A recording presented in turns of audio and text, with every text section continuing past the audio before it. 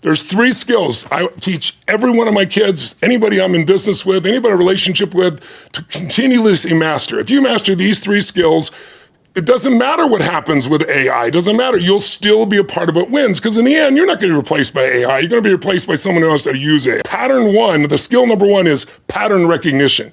You're a genius at this. You and I have been friends for decades. I'm not blowing smoke. You and I both are damn good at recognizing patterns early on and seeing what they mean. Now, when you recognize a pattern, it eliminates fear.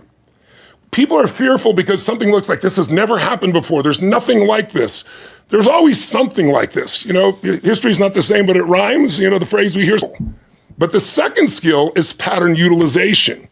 Now think about it. What changed humanity from living in fear and running from one place to another, being hunter-gatherers, trying to hopefully get our food, to staying in one place and being able to build a family, a community, a city, a nation?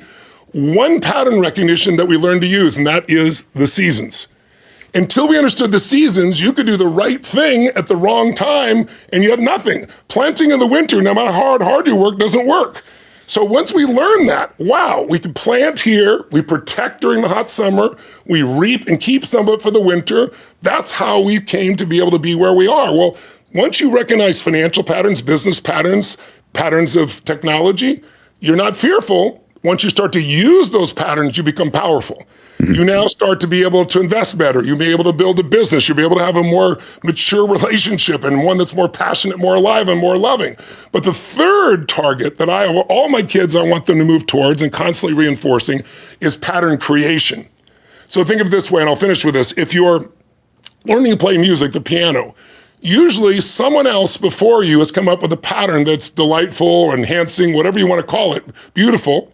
You learn their pattern, and you learn a lot of their patterns. And you don't just recognize it, you use it, you can produce the result that's amazing.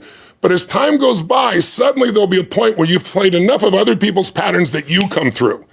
And now you become a creator of patterns. And if you do that in business or in sports, you become the GOAT of that industry. You become the greatest of all time because you're bringing something to the table that's never been there before.